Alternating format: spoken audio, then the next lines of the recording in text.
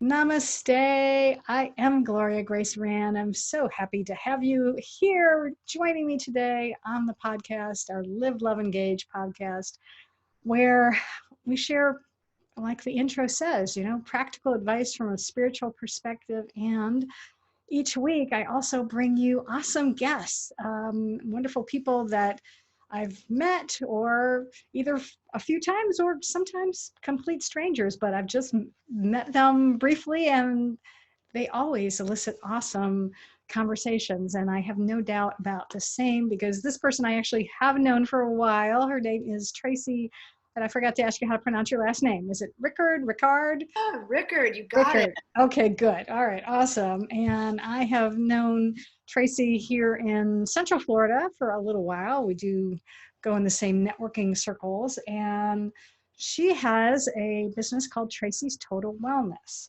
And Tracy is on a mission to empower women to fully own their self-expression and be unapologetic about it. I love that. We're going to talk about that in a little bit. And she does live events, massage, yoga, and coaching services. She holds the space for women to come back home to their own bodies and life so they can lead from their power and passion.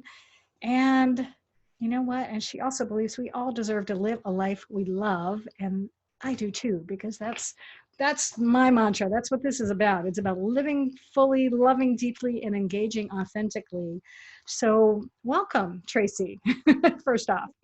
Yes, thank you for having me, Gloria. I'm very excited to be here today. Ah, well, awesome. Well, let's kind of jump right into it. So we know a little bit about you, but how did all of this get started? What got you into doing this type of work that you do now?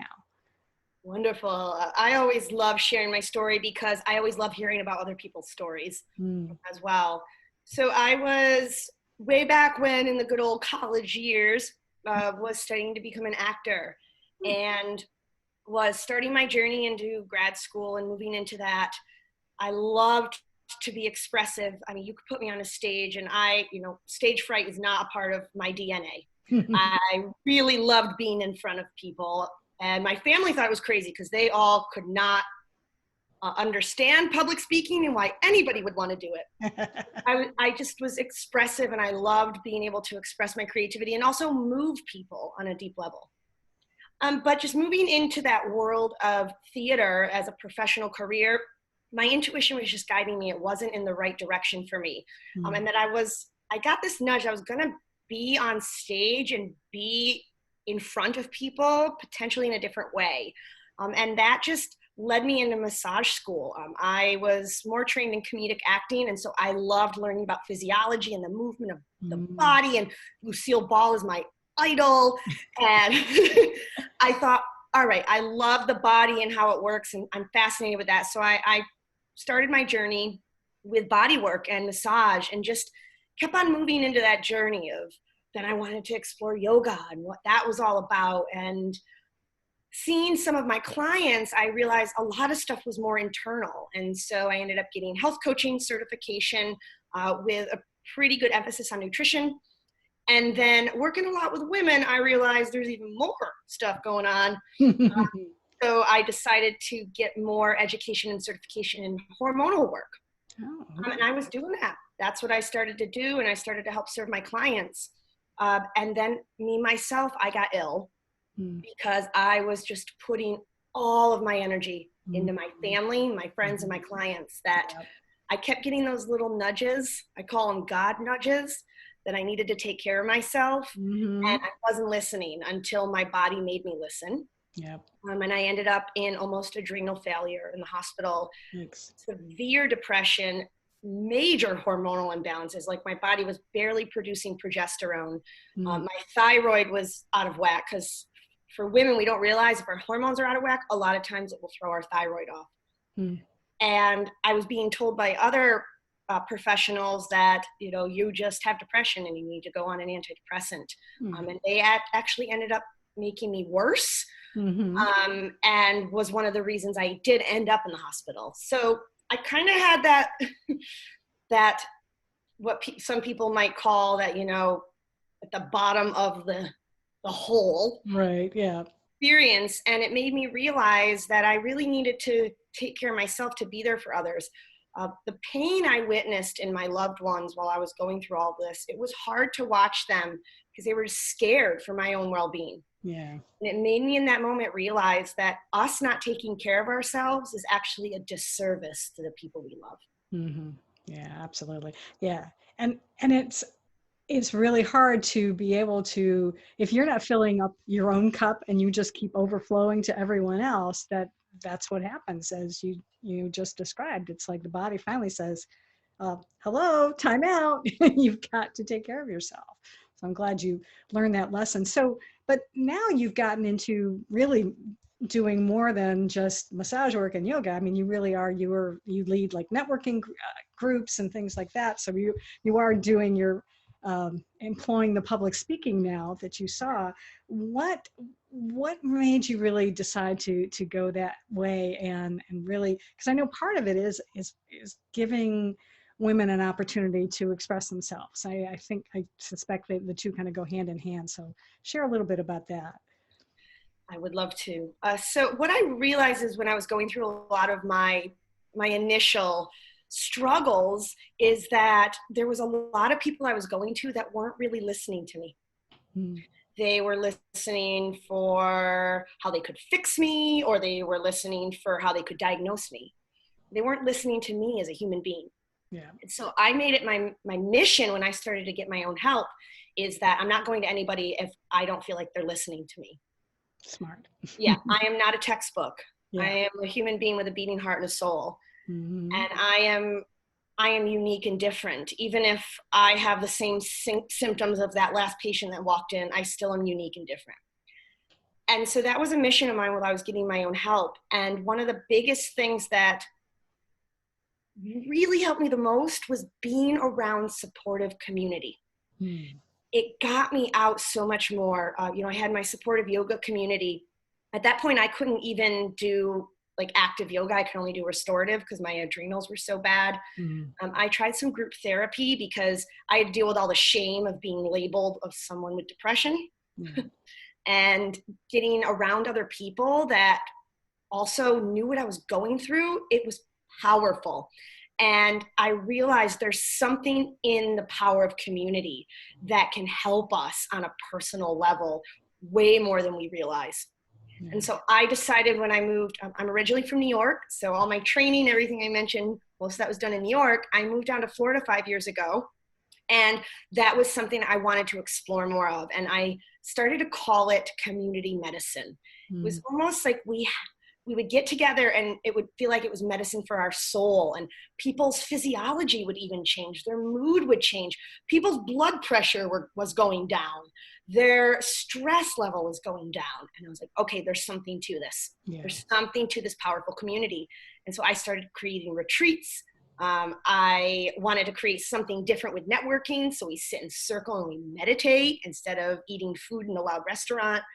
I wanted to create containers for people to feel, exactly like you mentioned, feel like they can fully express themselves. Right. So each event that I run is a different style of container for someone to express themselves, whether at a level of networking to be authentic and honest and share from their heart, or even my deeply healing personal trauma recovery retreats with Mother Nature.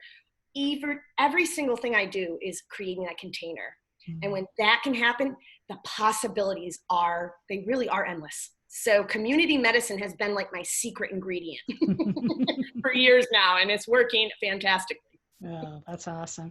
Yeah, because that's definitely something that I know I can attest to is whenever I have been in some sort of community like that, it really makes a difference in how I feel, how I can engage with other people. And because we are social creatures. We are not meant to be alone. We are meant to interact with others. So it's great that you're able to provide that container and multiple containers of different shapes and sizes, I guess, for folks to do that. How do you, beyond that, like what, I guess when you work with someone, let's say like one-on-one, what is sort of do you see like a common thread amongst women in particular of something that they maybe that they're challenged with, or something that they come to you and you're like, oh yeah, I think this is what's going on. Do you see that? Have you seen something like that? There's a few common themes that I've noticed working with a lot of my clients. Number one, it's that constant battle between others and self, others and self. Mm. I work with a lot of women that are either in leadership positions professionally or personally, and are also in caregiver positions. And it's that constant battle between, well, I need to take care of these people, I want to love these people and nurture these people. It's that mothering quality and nature we all have. And then, oh, wait, I also got to take care of myself. And it's that constant struggle of juggling how to make that possible in their lives. Yeah. I see that by far with every client. There is some level of struggle they're having with finding harmony between those two things, for certain. I also work with a lot of women, and now that I've been doing much more of a deeper soul level work, I still do some work, hormonally and things like that, and with the body, but I find that I created a system, the stress reset system, where we have to look where it manifests in body, and then in our mind, then in our emotions, like, are we holding on to other people's stuff, or are we resisting how we feel? And then at the deepest level, soul work. And I've noticed the clients that I'm attracting more now are on the emotional soul level. And they are on a level up of identity. What I mean by that is almost like they're coming into a new version of themselves, and they are kind of freaking out. I say it in the easiest way possible. I'm like, it's almost like you're a witch and she's coming into her powers. They are seeing this level up in their healing and in their leadership. And it's almost, for some of them, freaking them out. Well, what do I do with all of this? Right. And I've been working with a lot of women now that are just coming into that, like, I like to call it like that medicine woman or that wise woman identity. And they're trying to figure out how to navigate that and be there on that level. Because to operate at that level, there are other things that need to be set in place that they might not have right now. So those are the two things I've been noticing. That's awesome. And I can certainly relate to that, because it gets, well, change of any type is always a little challenging at times, because we tend to resist change. We want to be able to stay the same. And yet at the same time, there's also parts of us, I know, that our soul yearns to grow. We want to be able to grow, because if you're not growing, you're dying. And so having to be able to navigate these two things can be like, it's like you're, a rubber band that's like expanding and then contracting, expanding and contracting. And so it's good that you can help people. A package just arrived at the perfect time. The ding dong was right when you were saying expanding and contracting. Yes, that is life. Absolutely. I like that. That was good. God saying, yep, that's it. It's all my essential oils, I think. So it's all my wellness stuff at my door. Cool. Well, we kind of talked a little bit about what you're doing now. What is, as we're recording this, it's still in the beginning of 2020. So what is your vision? Everybody's talking about 2020 vision. So what is your vision for the future? What do you see? Where are you going to be? What are you going to do? What's your big plans? Oh, I love this question.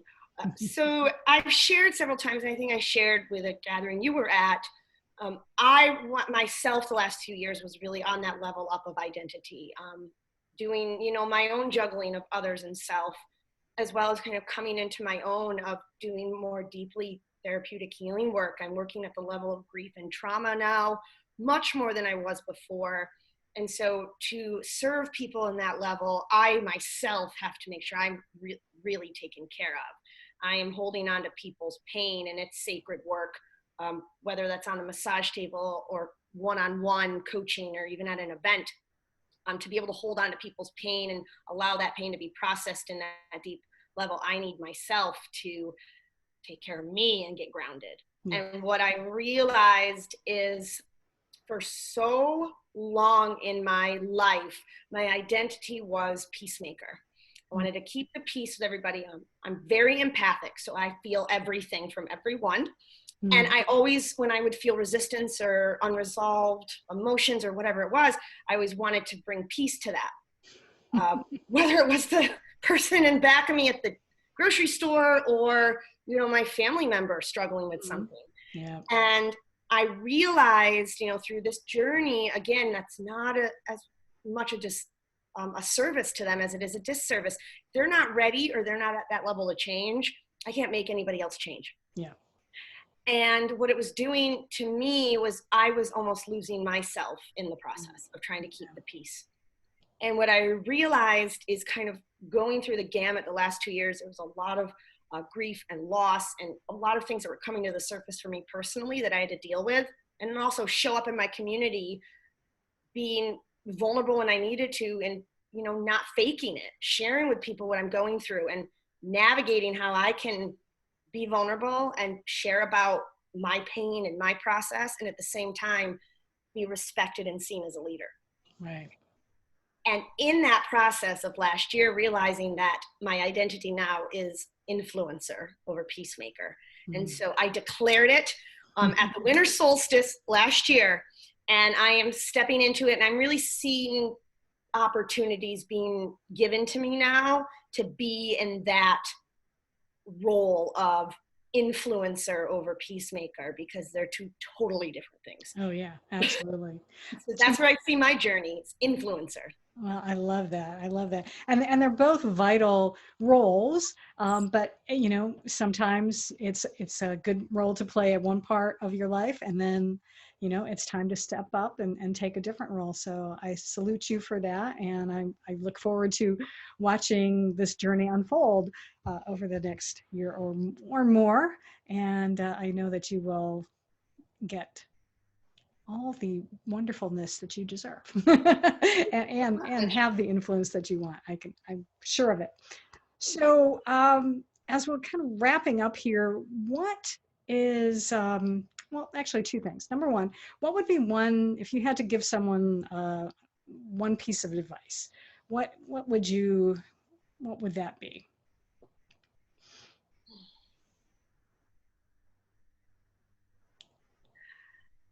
Listening will get you farther than talking. Listening and tapping into that in many levels, even being an observer of your own resistance or pain or whatever's coming up, listening to others, even if you don't agree with what they're saying, holding space and listening. A lot can occur when we truly listen to ourselves and to others. Yeah. So that would be number one by far, is we should be listening more, talking less. Yep. That's why they say, that's why God gave us 2 ears and 1 mouth. So we need to pay attention to that. So I love that. So if someone wants to be able to get a hold of you, especially if they are in the Central Florida area and they want to connect with you, maybe attend one of your events, or maybe work with you one-on-one, what's the best way to contact you? Wonderful. So I have 2 different ways for people to connect on the virtual as well as locally in person. And in-person events can be found on my website, TracysTotalWellness.com, and that's TRACYS, TracysTotalWellness.com. And then there's an events tab, and all my events are always listed right there on the website of anything up and coming. The same thing, Tracys Total Wellness on Facebook. So if people are more in alignment with Facebook, there are posts I post every day that are inspirational, motivational, and the local events can be found there as well. As well as an opportunity to connect virtually. I'm starting to really build and create community medicine virtually. And I have a private Facebook group that they can find on my Facebook page, but it's called In the Pursuit of Happiness. And it is creating a level of community medicine for us to really share our gifts. And it's more about that fully expression, unapologetic stuff. And it is private. We get in there, and when, you know, people are having more of these conversations, a lot can really occur. So virtually the best way is the In the Pursuit of Happiness group, because it is an authentic and unapologetic space. And then locally, they can find all my events on my Facebook page or on my website as well. Awesome.